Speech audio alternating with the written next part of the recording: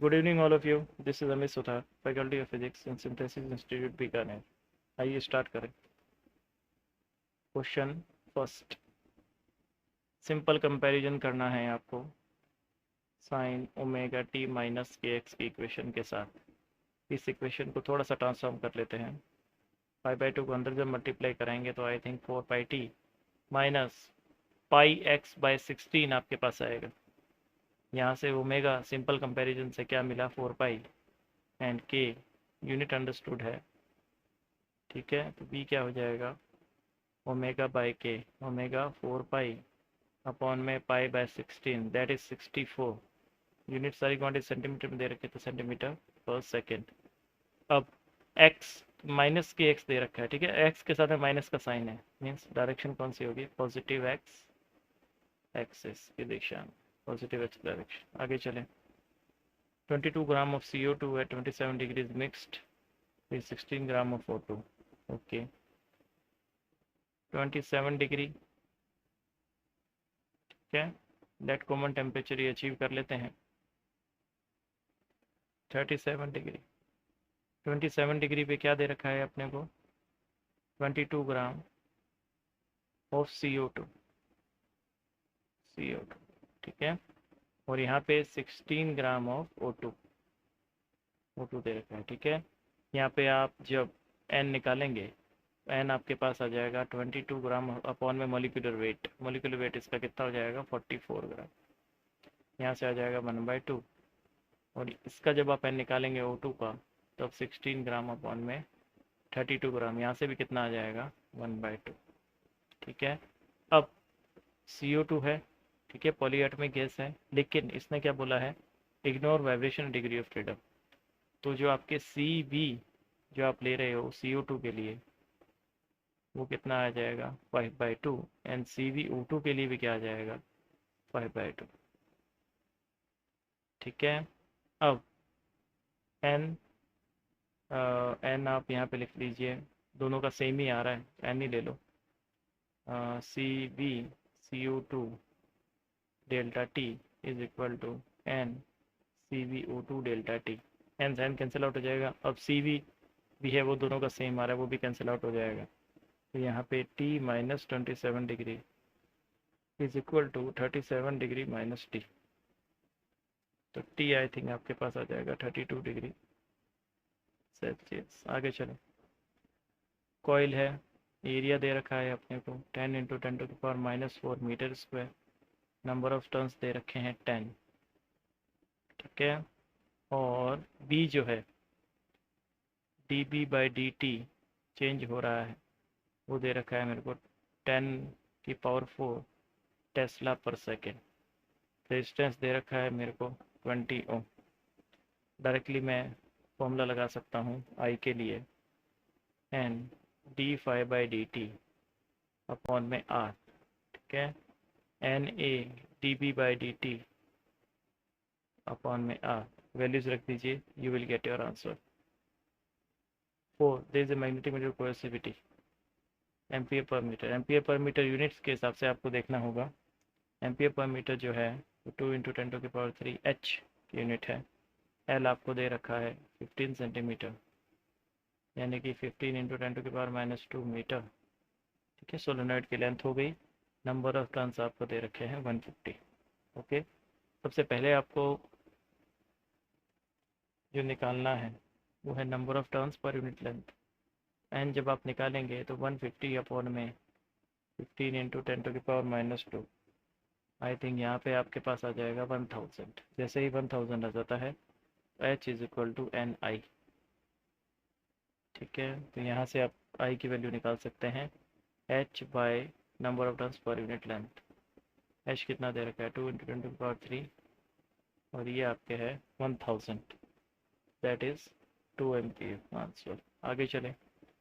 Concave lens दे रखा है, तो 1/f म्यू लेंस अपॉन में म्यू मीडियम -1. ठीक है, कॉनकेव के लिए मैं डायरेक्टली लिख सकता हूँ -2/r. तो 1/f म्यू लेंस कितना दे रखा है, लेंस के मटेरियल का 1.5, मीडियम का 1.75 -1. ठीक ठीक है, -2/r। जब यहाँ से आप f कैलकुलेट करेंगे 7r/2 you will gate 3.5r। Positive में आ रहा है, ये ध्यान दीजिएगा। ठीक है, आगे चलें। u आपको दे रखा है, ओके। अब ये पूछ रहा है, अच्छा इक्विलिब्रियम का क्वेश्चन, तो ऑब्वियस है du/dx आप कर देंगे इक्वल टू 0। ठीक है, बेसिकली फोर्स इक्वल टू 0 होना चाहिए। तो आप देखेंगे, वैसे आप बोलेंगे सर माइनस का साइन अब यहाँ 0 ले रखे हैं अपन इक्विलिब्रियम, माइनस का साइन उधर चला गया। ठीक है, डायरेक्टली du/dx ले लो, तो ये आपके पास आ जाएगा 8x³ - 27 इक्वल टू 0। x की वैल्यू यहाँ पे आपके पास आएगी 3/2। ठीक है, अब 3/2 के ऊपर यहाँ पे क्या हो रहा है, f इक्वल टू 0 हो रहा है, वो तो ऑब्वियस सी बात है। ठीक है, लेकिन अब हमें चेक करना होगा भी स्टेबल इक्विलिब्रियम है या फिर अनस्टेबल इक्विलिब्रियम है। उसको चेक करने के लिए यदि स्टेबल इक्विलिब्रियम है तो मिनिमा होना चाहिए, अनस्टेबल इक्विलिब्रियम है तो मैक्सिमम होना चाहिए। अब देखिए, मैक्सिमम मिनिमम वाला फॉर्मूला ही लगाना पड़ेगा, d²/dx²। कितना आ जाएगा, आई थिंक 24x² आएगा। x के अंदर डायरेक्टली वैल्यू रख देता हूँ 9/4, तो जो भी वैल्यू आएगी वो 0 से ज़्यादा है, मीन्स इस पर्टिकुलर पॉइंट पे क्या है, मिनिमा। मिनिमा आता ही ये कौन सा इक्विलिब्रियम हो गया, स्टेबल इक्विलिब्रियम। ठीक है, याद कर लिए वो वाले डायग्राम को, ऐसे डायग्राम होता था ना, ये रहा इधर। यहाँ पे पर्टिकुलर अपन कहते थे कि भाई यहाँ पे स्टेबल इक्विलिब्रियम होगा, यहाँ पे अनस्टेबल इक्विलिब्रियम होगा। कहते थे ये एफ ले लीजिए, ये एक्स ले लीजिए। ठीक है, सॉरी,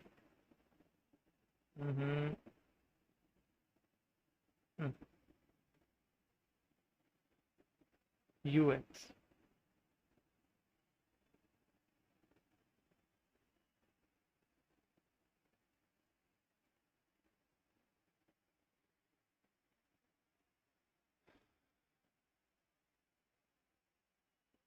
ठीक है, चलिए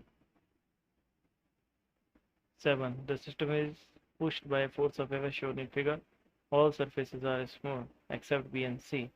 Friction coefficient between B and C is mu. ठीक है, सबसे पहले A निकाल लीजिए। A इसका कितना आएगा, F/5 है,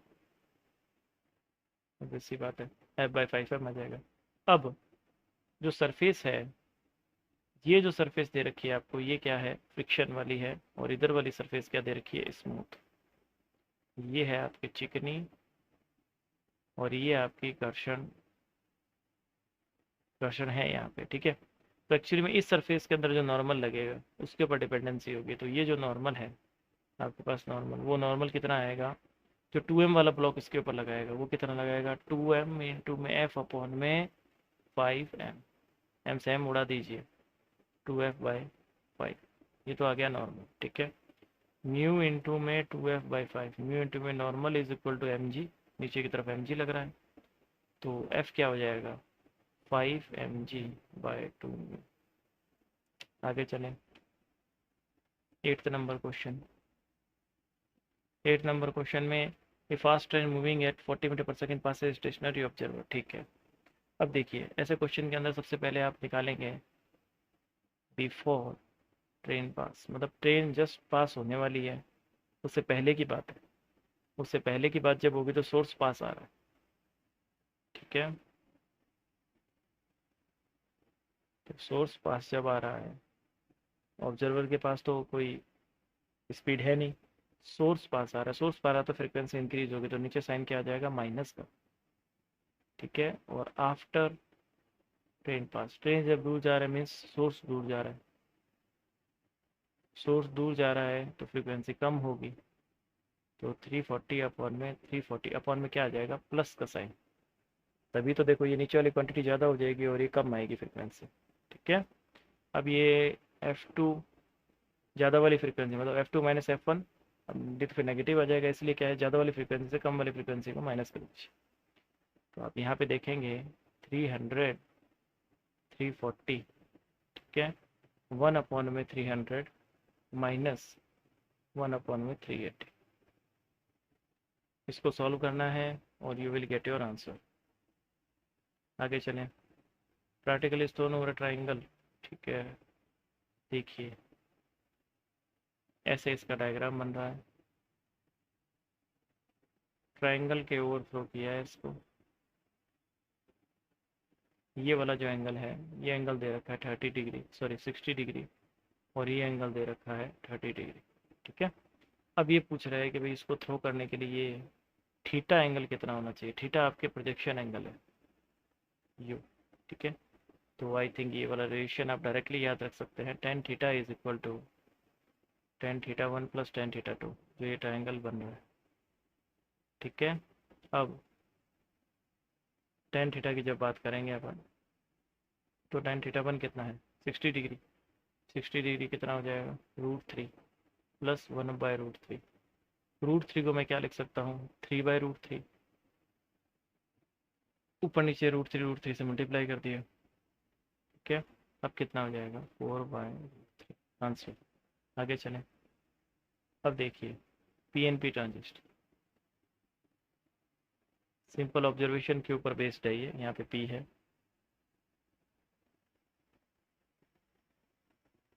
ठीक है। देखिएगा यहाँ पे है आपके पी, यहाँ पे है एन, और यहाँ पे वंस अगेन आ गया पी, ठीक है। अब देखो पी से पी कनेक्टेड है, ठीक है ना। मतलब इन दोनों के अक्रॉस इन्होंने लगा रखा है, ये वाला जो पी है, लेट अज्यूम ये वाला पी इन्होंने कर रखा है पॉजिटिव, ठीक है, और ये वाला पी कर रखा है नेगेटिव, ठीक है। अब देखिए ये जो एन है, इसके अक्रॉस यहाँ वोल्टेज लगा रखा है, इस एन और इस पी के अक्रॉस।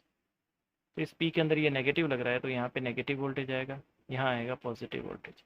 तो एक्चुअली में क्या कह सकते हैं हम, देखो ये पॉजिटिव हो रहा है, तो मीन्स ये वाला जो जंक्शन है, इस जंक्शन को क्या कर रखा है फॉरवर्ड बायस, और ये वाले जंक्शन को क्या कर रखा है रिवर्स बायस, पहली चीज, ठीक है।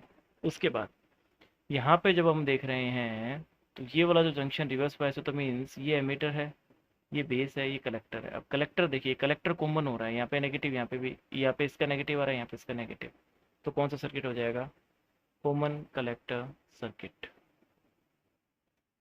आगे चलें 11th। चार्ज क्यू जो है वो प्लेस्ड कर रखा है, ठीक है। एक शेल है, शेल के ऊपर चार्ज कितना है स्मॉल क्यू। अब इस चार्ज क्यू से r/2 डिस्टेंस पूछा है, ठीक है। तो बिगर क्यू के कारण जो होगा वो आएगा KQ/r/2, 2/r, ठीक है।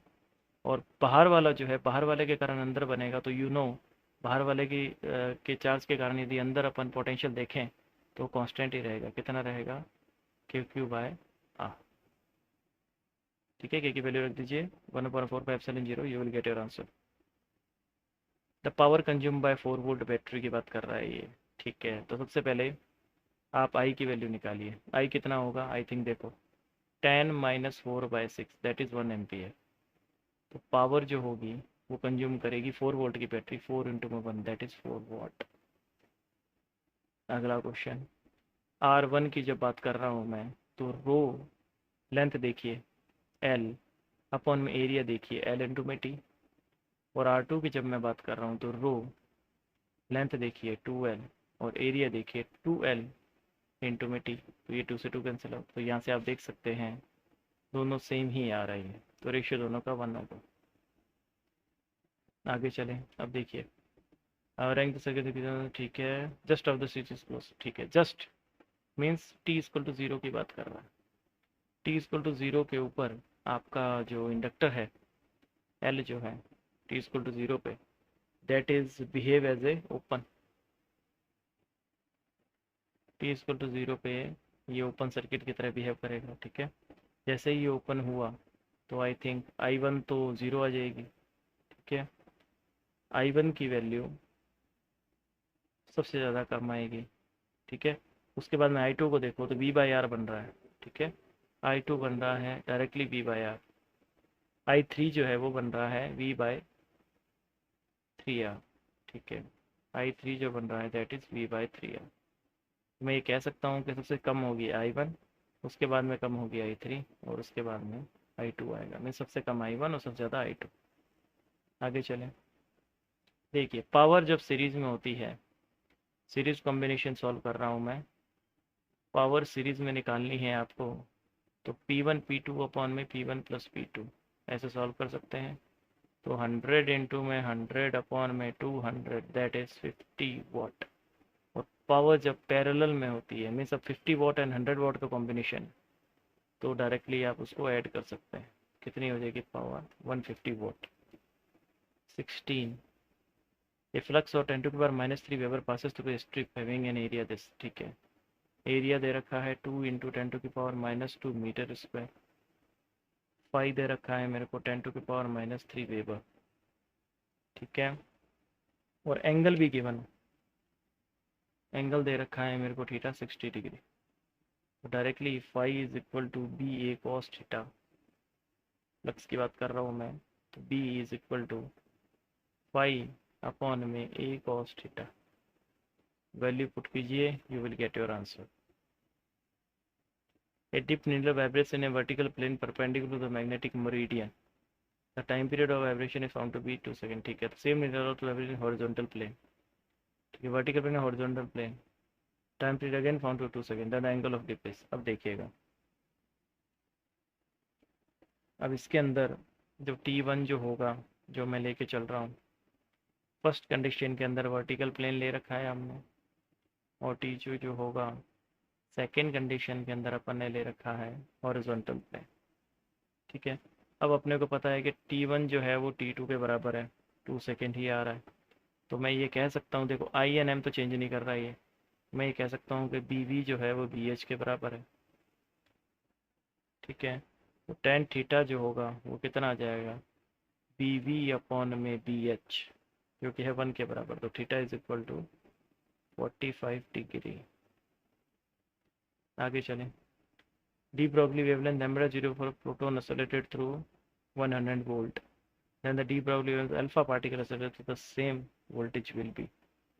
देखिए लैम्डा h अपॉन में 2m k की जगह क्या आ जाएगा 2m क्यू वी, ठीक है।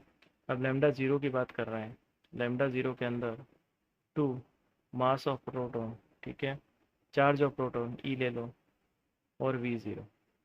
और लैम्डा अल्फा पार्टिकल की जब मैं बात कर रहा हूँ तो h mass of alpha particle 4 mass of proton, charge of alpha particle 2 charge of proton, और सेम पोटेंशियल v0, ठीक है। दोनों को डिवाइड कर दीजिए, लैम्डा 0 बाय लैम्डा अल्फा आपके पास आ जाएगा √8, जो कि हो जाएगा 2√2, ठीक है।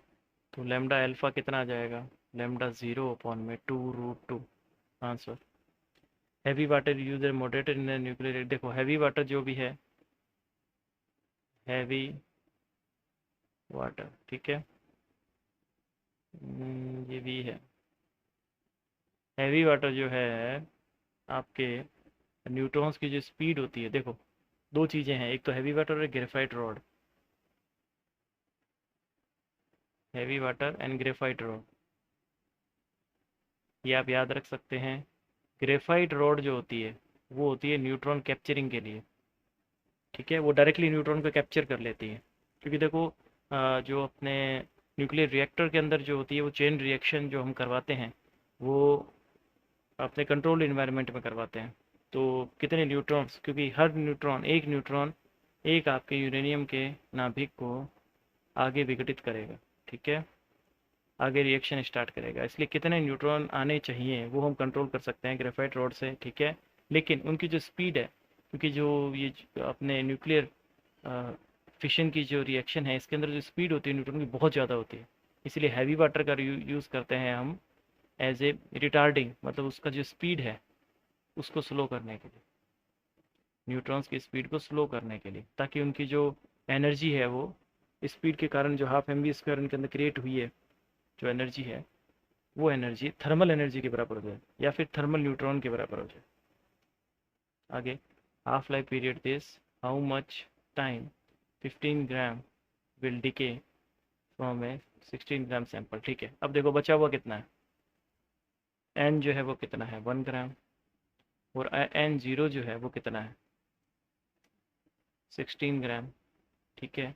तो ऑब्वियस सी बात है, बचा हुआ कितना है 1 ग्राम, ये है 16 ग्राम, तो 2 की पावर n, ठीक है। 2 की पावर n इधर ले जाइए, आ जाएगा 16, n कितना होगा, आई थिंक 4 टाइम्स, मतलब 4 हाफ लाइफ इसको लगी है, n यहाँ पे हाफ लाइफ है, 4 हाफ लाइफ लगी है, तो 140 इंटू में 4, तो 560 डेज इसको लगेंगे, ठीक है। आगे 300 gram water 25 degree Celsius is added to 100 gram of ice. देखो 300 ग्राम जो वाटर है, टेम्परेचर क्या है 25 डिग्री, उसको हमने ऐड किया है आइस के साथ।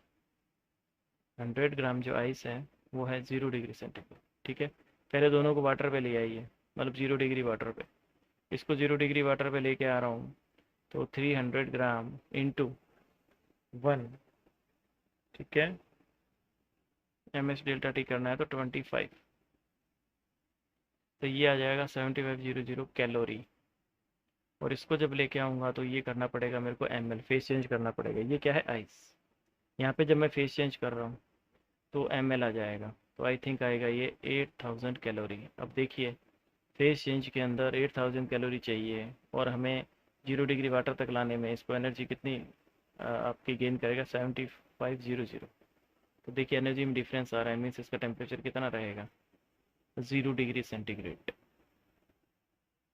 अंतिम ताप मिश्रण का 0 degree centigrade.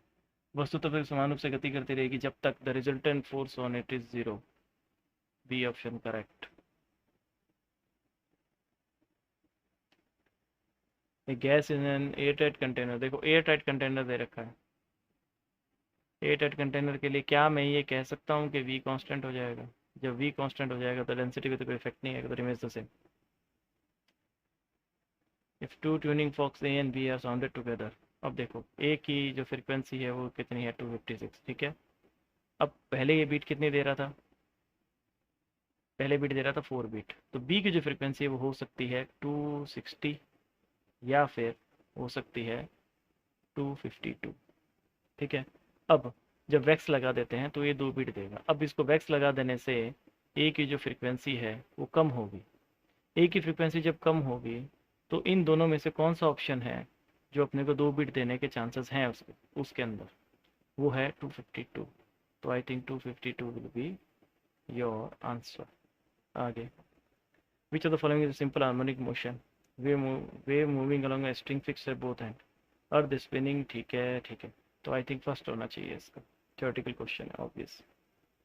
Equal masses of water and a liquid of density, this is mixed together, then the mixture has a density of, ठीक है। मिश्रण का घनत्व निकालना है,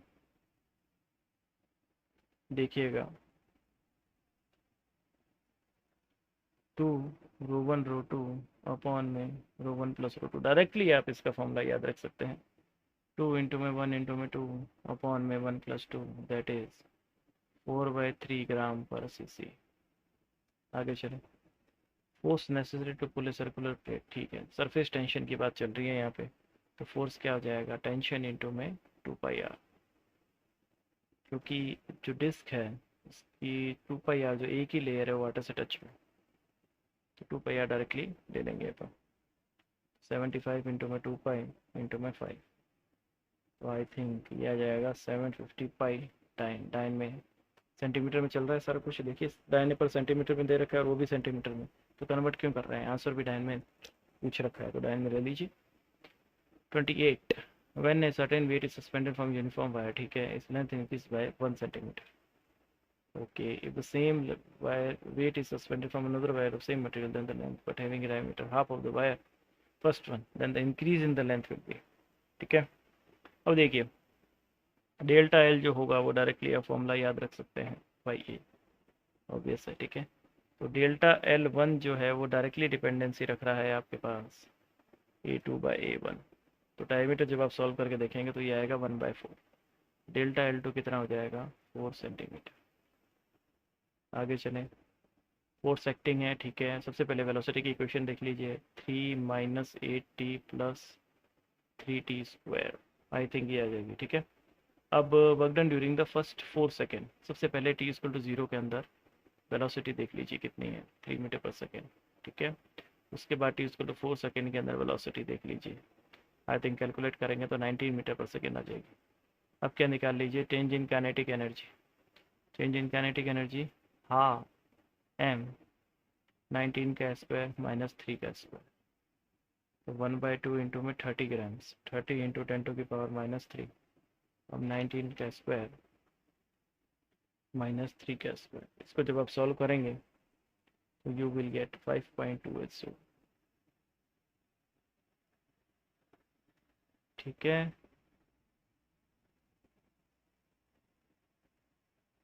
चलिए आगे चलते हैं। ये देखिए एकदम इजी क्वेश्चन है। सबसे पहले मोमेंटम कंजर्वेशन लगाएंगे अपन ये वाले केस में। जब फर्स्ट देखो स्टेप कैसे कैसे होंगे। स्टेप फर्स्ट, मोमेंटम कंजर्वेशन से जब बुलेट नीचे इसके अंदर एंटर कर रही है तब आपको निकालना है वी। वी कितना हो जाएगा, mv1 में, अब दोनों साथ में हैं, m+m, ये तो हो जाएगा वी। अब काइनेटिक एनर्जी को पोटेंशियल एनर्जी में कन्वर्ट कर दीजिए, तो हाफ। अब ध्यान रखना मास दोनों साथ में है, अब दोनों साथ में ऊपर जाएंगे, तो half m+m v² = m+m g/। m+m से m+m उड़ गया, v² जो है वो आ गया 2g/। ठीक है, डायरेक्टली v की वैल्यू यहाँ पे रख दीजिए और ये रूट इधर ले आइए, तो आपके पास आ जाएगा, देखिए m+m/m। ठीक है, √2g/। आगे चलें, 31 सही कथन चुनिए। Body has a constant velocity and still it can have a varying speed. No, body has a constant speed but it can have a varying velocity. Yes. Uniform circular motion.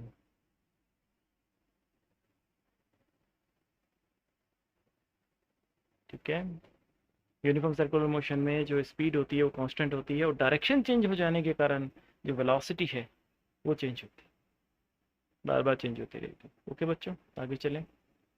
The force required to row a boat over the sea is proportional to the square. ठीक है ठीक है, 24 HP to row a certain boat at a speed of this, the horsepower required when speed is doubled. Okay, देखिए यहाँ पे जो condition दे रखी है अपने को वो दे रखी है F is proportional to v²। P जो है मेरे को पता है FV होता है। ठीक है, तो P2/P1 डायरेक्टली रेशियो निकालना चाहूँ मैं यदि, तो V2/V1 का होल क्यूब, ये रेशियो आ जाएगा। इसको जब आप सॉल्व करेंगे तो P2 आपके पास आ जाएगा 24 इंटू में 8, स्पीड डबल करेंगे, ठीक है, तो 8 आ जाएगा। 192 horse power will be your answer. 33 देखिए डायरेक्टली यहाँ पे जब मैं देख रहा हूँ तो 0.A1V1 is equal to A2V2 plus A3V3। ठीक है, A1V1 is equal to A2V2 plus A3V3। 12 into में 3, 0.12 इंटू में 1.5 प्लस 0.18 इंटू में V। जब आप इसको सॉल्व करेंगे then you will get 1 metre per second. Solve करके देखिए। 34 डाइपोल्स दे रखे हैं आपको। ठीक है, सबसे पहले डाइपोल बना लें। फर्स्ट डाइपोल आपको डाइपोल दे रखा है आई कैप डायरेक्शन में। ठीक है, सेकेंड डाइपोल आपको दे रखा है इस डायरेक्शन, इसका जो मैग्नीट्यूड है 1 और इसका मैग्नीट्यूड है √3। ठीक है, अब 2 पे निकालना है अपने को। तो एक के लिए तो ये एक्सेल पॉइंट होगा, ठीक है, इलेक्ट्रिक फील्ड के लिए, और एक के लिए क्या हो गया, नॉन एक्सेल पॉइंट। अब देखिए एक्सेल पॉइंट की बात करेंगे तो उसी डायरेक्शन में डाइपोल की डायरेक्शन में फील्ड बन जाएगा। इसके लिए बात करेंगे तो फील्ड बन जाएगा ऐसे, तो E1 एंड E2। ठीक है, जब E1 की बात कर रहा हूँ, E1 की बात करूँगा तो मैं डायरेक्टली लिख सकता हूँ 2 कांस्टेंट बाय R3। ठीक है, तो ये आई थिंक आ जाएगा K/4, कांस्टेंट ले लीजिए। और E2 जो है, E2 मेरे पास आएगा, कोई भी कांस्टेंट ले लो आर्बिट्री। Q जो A जो है आपका, ठीक है ना, वो आप कांस्टेंट ले सकते हैं, कोई दिक्कत नहीं है। यहाँ पे ओनली साथ में कांस्टेंट ही ले रहा हूँ सारा कुछ में, के इंटू में √2/8, √2/8। ठीक है भाई, तो यहाँ पे आपके पास ये आ गया। अब देखिए, ये तो है k/4, ये है ये, और डायरेक्टली अब यहाँ से आप क्या कर दीजिए, ई नेट निकाल लीजिए। ई नेट आप निकालेंगे तो E1 का स्क्वायर, k² / 16 प्लस इसका स्क्वायर करेंगे तो 2k/64। ठीक है, तो ये 4 आ जाएगा यहाँ पे, ये आई थिंक 3 है, सॉरी। ठीक है, यहाँ पे 3 आएगा, तो यहाँ पे आ जाएगा आपके 3, दिस इज 3। ठीक है, 4 3 7, तो √7 k/64, 64 का क्या आ जाएगा, 8। √7 k/8 will be my answer. इस क्वेश्चन को देखें,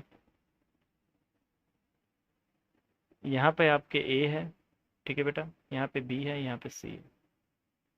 अब ये ऐसे ओमेगा से रोटेट कर रहा है। ठीक है, एक्चुअली में होगा क्या, यहाँ पे जो टेंशन मिल रही है इसको, ठीक है, वो टेंशन क्या है, बी एंड सी को m²r से सेंट्रीपिटल फोर्स प्रोवाइड कर देगी। लेकिन बी एंड सी, मतलब बी एंड सी के अंदर जो पार्टिकल है उनको सेंट्रीपिटल फोर्स प्रोवाइड कर देगी, लेकिन बी एंड सी के अंदर यहाँ कोई भी टेंशन क्रिएट नहीं होगी, तो यहाँ पे टेंशन कितना हो जाएगा, 0। टेंशन आएगी नहीं, ठीक है। वो तो आप ये नहीं मानेंगे कि भाई ये जो वायर है वो एकदम ही लूज पड़ा रहेगा, लूज हो सकता है लेकिन टेंशन क्रिएट नहीं होगी। आगे चलें, इसको देखें।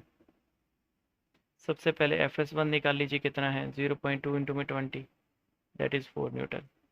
उसके बाद में Fs2 निकाल लीजिए बेटा, कितना है, 0.4 इंटू में 60, दैट इज़ 24 न्यूटन। ठीक है, तो अपर ब्लॉक के अंदर मैक्सिमम जो सोल्यूशन मिल सकता है वो कितना मिल सकता है बेटा, वो मिल सकता है 2 मीटर/सेकेंड स्क्वायर।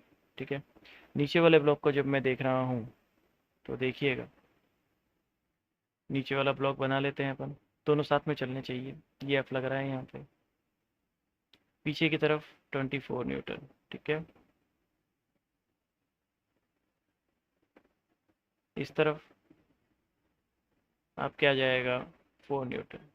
4 न्यूटन इसको आगे लेके जा रहा है, ये 4 न्यूटन इधर आ गया। ठीक है, और यहाँ पे आप क्या आ रहा है, 4 kg। अब देखिए एफ की वैल्यू, एफ, ठीक है, -24 + 4 28 इक्वल टू 4 इंटू में 2। एफ कितना आ जाएगा, 28 + 8 दैट इज 36 न्यूटन। ठीक है, मिनिमम फोर्स फिसलना स्टार्ट कर दे, मीन्स इससे ज़्यादा यदि फोर्स, मतलब यहाँ पे पर्टिकुलर एक कंडीशन है जहाँ पे यदि 0.1% भी ज़्यादा हो गया तो फिसलना प्रारंभ कर देगा, स्टार्ट स्लिपिंग कर देगा, स्टार्ट। ठीक है, अल्फा डी के बोल रखा है। ठीक है, डायरेक्टली आप देखिए 48 मेगा इलेक्ट्रॉन वोल्ट दे रखा, 48A इक्वल टू A - 4 50। ठीक है, तो ये आ जाएगा 200 इंटू 2A, A आ जाएगा आपके पास 100। ठीक है, तो इसका जो मास नंबर है, इनिशियल मास नंबर 48 इंटू में A है। ठीक है, और अल्फा पार्टिकल, सॉरी जो Q वैल्यू है वो कितनी है, 50। तो A - 4 जो है वो मिल रहा है अपने पास 50। चलिए आगे चलें। A door 1.6 metre wide requires a minimum force 1 newton to apply. ठीक है, 1.6 into 1 is equal to 0.4 into F. F कितना आ जाएगा, 4 न्यूटन। एक्चुअली के अंदर ये आपका गेट ऐसे है, ठीक है, यहाँ से हिंज किया हुआ है, इसी फोर्स की बात हो रही है कि भाई यहाँ पे मिनिमम फोर्स कम से कम फ्री एंड जो है यहाँ पे लगाना पड़ेगा। और दूसरा यहाँ पे कितना फोर्स लगाऊँ, तो टॉक तो इसको मूव करवाने के लिए बराबर मिले लेना चाहिए अपने को। ठीक है ना, तो इसलिए मैंने दोनों टॉक बराबर कर दिए। 39 T is equal to 2π√L/g। अब आप मून पे जब ले जाएंगे तो जी के ऊपर कितना इफेक्ट आएगा, ठीक है, जी के ऊपर कितना इफेक्ट आएगा, G/6। तो जब टी मून की बात करता हूँ मैं, तो टाइम पीरियड सेम रखने के लिए यहाँ पे आ रहा है g/6, तो मेरे को लेंथ कितनी करनी पड़ेगी 1/6। तब क्या होगा, नेट कितना आ जाएगा 2π√L/g। सेम टाइम पीरियड मेरे को मिल जाएगा जो पहले था। ठीक है, तो इसलिए क्या हो जाएगा 1/6। आगे चलें। 40 for a transistor the current amplification factor A is 0.8। ठीक है, करंट एम्पलीफिकेशन फैक्टर अल्फा जो है वो दे रखा है 0.8। ये नहीं, थोड़ा सा सिंबल में प्रॉब्लम है तो इसको अल्फा है, अल्फा माने इसको। If is common application the change in the collector current when the base current by changed by 6 milliampere, so directly IC is equal to alpha upon में 1 minus alpha IB। ठीक है, beta की value रख दी यहाँ पे मैंने, alpha upon 1 minus alpha, तो ये हो जाएगा 0.8 0.2 इंटू में IB, तो आई थिंक ये हो जाएगा 4 IB। IB को चेंज करेंगे 6, तो कितना चेंज आ जाएगा IC के अंदर, वो आ जाएगा 24 मिली एम्पियर बन जाएगी भैया IC। आगे, the magnetic dipole acted upon में 2 magnetic field which are incline to each other in this. ठीक है, अब देखिए 2 मैग्नेटिक फील्ड हैं V1 एंड V2, ये इंक्लाइंड हैं 75 डिग्री पे। ठीक है, one of the field has a magnitude of 15, एक का मैग्नीट्यूड कितना है 15 metre tesla. The dipole attains stable equilibrium at a angle of 30 degree with this field. इससे 30 डिग्री के ऊपर ये स्टेबल इक्विलिब्रियम अचीव कर रहा है। ठीक है, तो ये वाला एंगल कितना हो गया 45 डिग्री। ठीक है, अब इनके परपेंडिकुलर देख लीजिए, टॉप को बैलेंस कर दीजिए, तो MB1 sine θ1 equal to MB2 sine 30 degree. Let assume B2, sorry B2 ये ले रखा है, तो यहाँ पे आप θ2 ही ले लीजिए।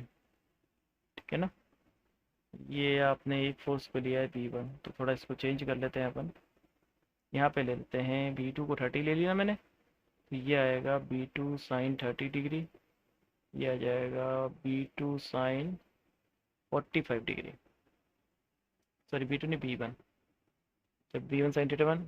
ठीक है, हो गया, एम से एम कैंसिल आउट हो जाएगा, तो B1 1/√2 is equal to B2 into में 1/2। ठीक है, B1 है जो आपके पास आ जाएगा B2/√2, B2/√2, तो 15/√2, जो कि अप्रॉक्सीमेटली आई थिंक 11 के आसपास आएगा। ठीक है, चलिए आगे चलें। An ideal gas expanding such that PT square, PT square क्या है बच्चों, कांस्टेंट। ठीक है, तो question of volume expansion of the gas, basically P अपने को नहीं चाहिए तो उसको चेंज कर लीजिए, NRT/V के अंदर यह आ जाएगा T square equal to constant. इसके टर्म में जब आप इक्वेशन लिखना चाहेंगे तो ये आ जाएगा T³ V⁻⁻1 equal to constant. ठीक है, अब इसको डिफरेंशिएट कर दीजिए, जब आप डिफरेंशिएट करेंगे ये तो कांस्टेंट ही आ गया। ठीक है, जब आप डिफरेंशिएट करेंगे तो आ जाएगा आपके पास 3t² dt minus t³ dV/V²। ठीक है, इक्वल टू क्या आ जाएगा 0। तो यहाँ पे आपके पास देखिए dV/dt के साथ में मल्टीपल रखना है, dV/dt यदि मैं देखना चाहूँ, dV/dt इसको इधर ले जाइए, dV/dt आपके पास आ जाएगा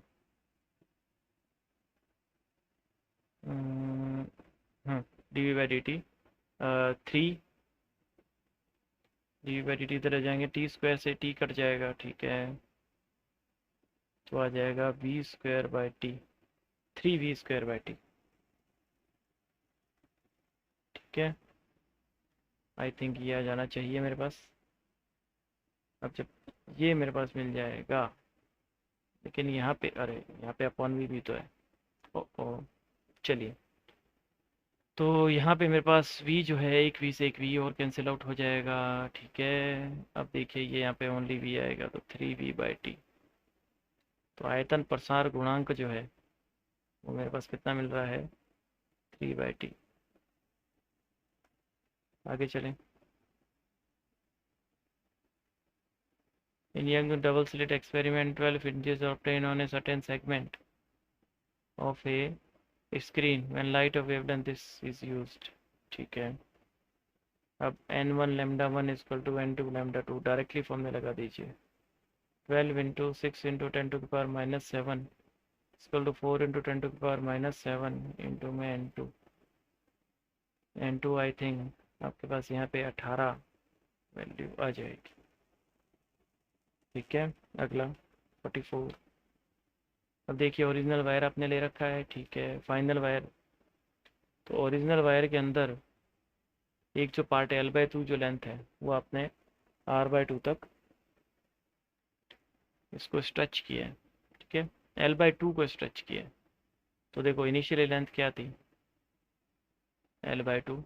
ठीक है, और एरिया इनिशियल क्या था, R ही था, तो πr²। ठीक है, अब देखिएगा फाइनल जो लेंथ है इसकी लेंथ हो जाएगी L'। ठीक है, और एरिया कितना हो जाएगा, πr²²/4। ठीक है, अब देखिए πr²/4, πr² तो πr² कैंसिल आउट हो गया। L' जो है देखो ये L/2 है, ये इनिशियल लेंथ ही कंसिडर की जाएगी। L' जो होगी वो हो जाएगी आपके पास 4L/2। ठीक है, 4L/2। अभी L/2 को साथ में लेने का रीज़न आपको पता चलेगा। देखिए सीरीज में कनेक्टेड किए हुए, तो रो L यहाँ पे कितनी है, 4 इंटू में L/2 काटना मत अभी, अपॉन में एरिया जो है यहाँ पे कितना आ जाएगा, जो इसका एरिया आ रहा है इस वायर का, अगले वाले वायर का जो एरिया आ रहा है उसका /4।